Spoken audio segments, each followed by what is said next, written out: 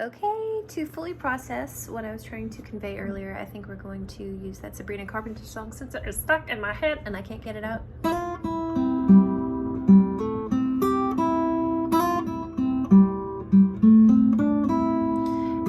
So this one is the G shape.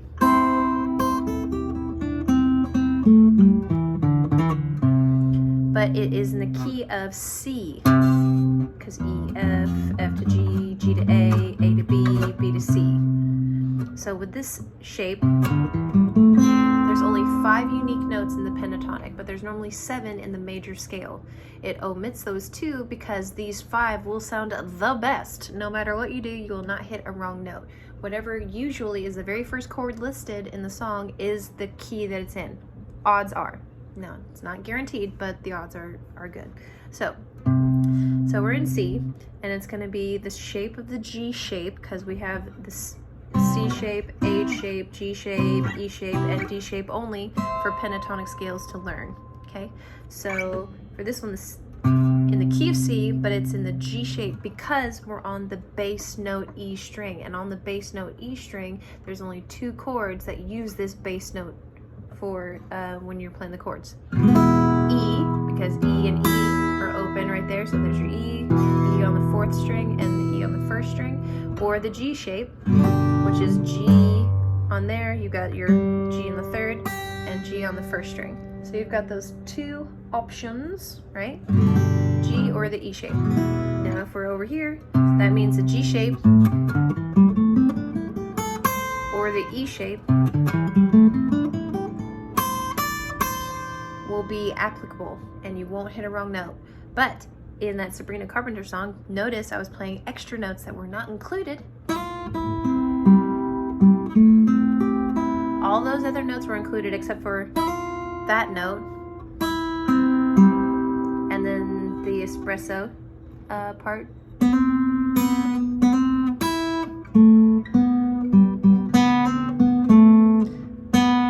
That note is not included in the pattern as well. Now it's included in the major scale pattern, and we'll discuss why it's better to play that major scale in a different pattern than it is the G, because the G is a little bit harder, it's more complicated, but it's easier in the E. So I'll show you real quick. If we're doing the C scale, 1, 2, 3, 4, 5, 6, 7, that's when we have to reach for outside of the pentatonic, and so it's annoying to do it.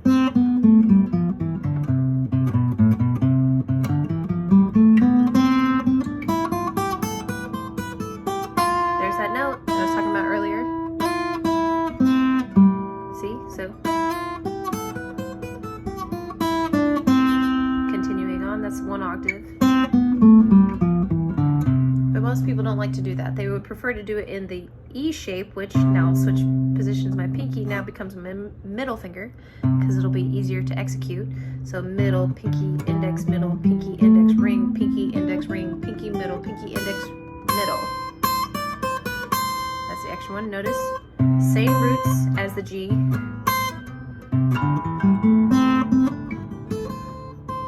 But different pattern. So to include those extra notes on the E shape is easier because you're not having to go into another fret outside of the pentatonic immediacy. So E minor or E shape broken down in this key of C is just those, right? 8, 10, 7, 10, 7, 10, 7, 9, 8, 10, 8, 10, 8.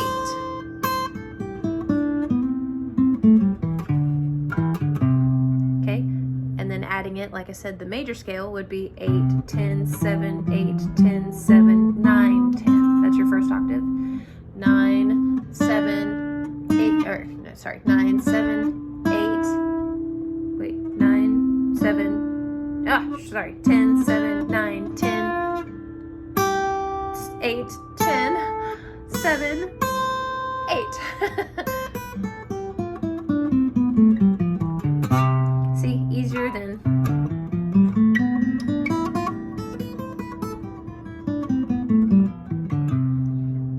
both are impressive to do. Don't make it harder on yourself. Just do the easier one. Okay. Now for G though, it's the easier pentatonic because you have that nice shape right there. So that's why it's imperative to understand you can move these wherever, just depends on what key you're in. So that one was in the key of C, doing the G shape.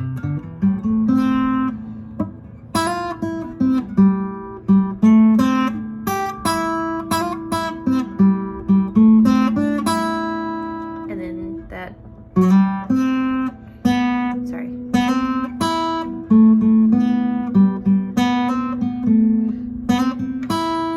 It's just adding in that one just before,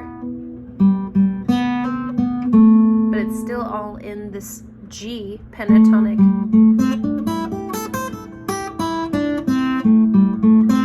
Okay, and then now if I were to do the C on the A string, notice it'll be the same starting as if I were to do the E shape. 3, 5, 2, 5, 2, 5. Imagine this is the 3rd fret. 3, 5, 2, 5, 2, 5. See how it's the same? So you can at least take comfort in that. However, you can do on the A string 2 different shapes. You can either do the A shape or the C shape, because when you make the C chord, you've got a bass note on that 5th string, and then when you do the A chord, you have a bass note also on that A string, because that's your A note, and when you play the C, that's your C note. So depending on your position, again, you can employ 2 different methods for depending on your mood, you know. So we were doing C on the 6th string, now we're going to do the C on the 5th string for the, now it's going to be, we're going to do the A shape, which will be like this. But remember, those extra 2 match exactly this one. And those last 2, these right here, will match these 2 as well. And if you slid, you'd slide up 1, 2, 3 more frets from there.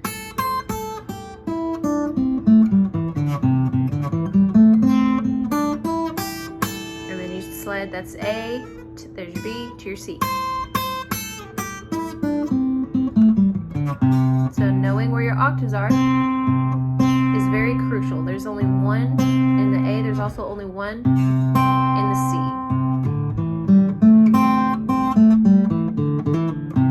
Now, the C shape on the opening part, just to show you how you can connect both the A and the C to this. So you've got your C. If you think about it in terms of when we were doing up here, 7, 10, 7, 10, 7, 9, 7, 9, 8, 10, 7, 10, apply it to here. It'd be like 7, 10, 7, 10. There's your root, your C, and then 7, 9, 7, 9, 8, which is your another octave. 8, 10, 7, 10. If you wanted to complete it.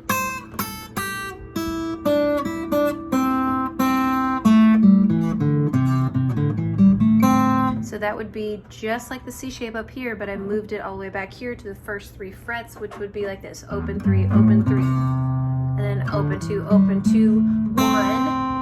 1, 3, open 3.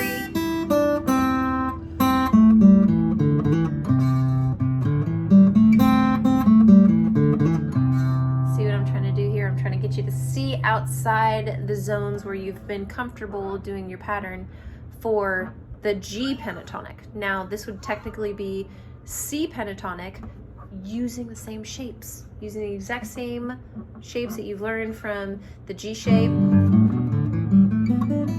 but over here instead. And then the E shape would have been next, but instead it's E shape up here, because we're in the C pentatonic.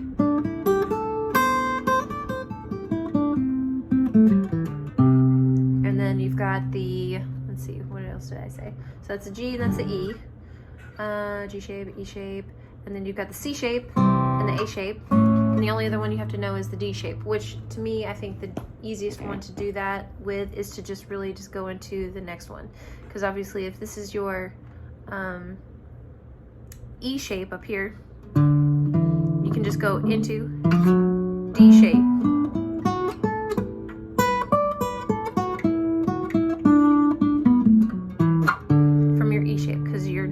after E in the word caged, so you can just slide it from that E shape to the D.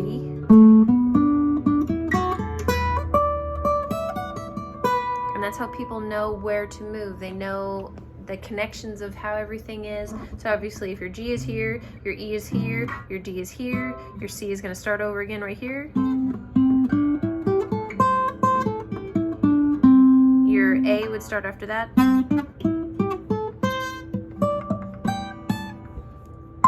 If you wanted to connect it to the next G. But I hope that makes sense because I know it's a lot. But have fun playing with it. Whatever your key is usually the first chord listed. So if it's a D into a C into a G, you would think it's in the key of G, but it's starting with D, so it might actually be in D for that specific song. It just depends on what chord you're starting with. And then you also have to add in those omissions. So if you're in D, but there's a C in there, you have to add in that C for it, which I'll show you what we were doing earlier. Open, 2, open, 2, open. This will be for your D shape. Open, 2, 4, 2, 4, 3.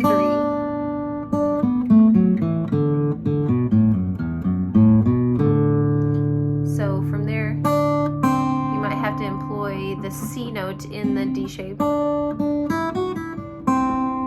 If it's going from a D to a C chord, for example, is what I'm trying to say. And then it goes to that G. You've already got these notes in G chord or G, you know. You can add that one in. It's a lot. I'm trying not to give you too much because I'm trying to explain this in a way that's not confusing, but I'm pretty sure I'm making it more confusing at the moment. So yeah, for D, if you're up here, you've got that D, and then so it's open, 2, 4. You can do the same one for the next one. Open, 2, 4, and then this is the scale.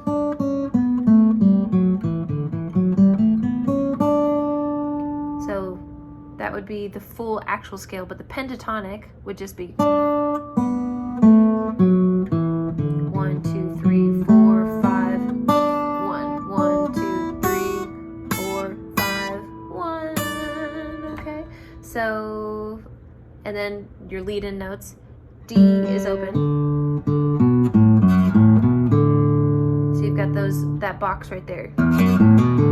Just like when, see how that D shape has those boxes right there? So that note is your root, just like this one is. Open D. But it continues for the pentatonic.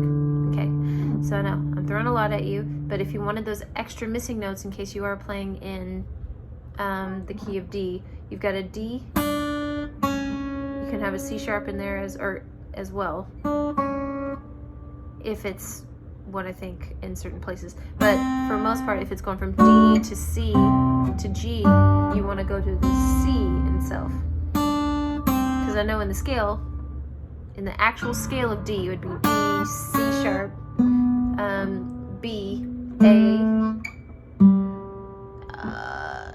G sharp, or G, F sharp, E, D. Oh my goodness.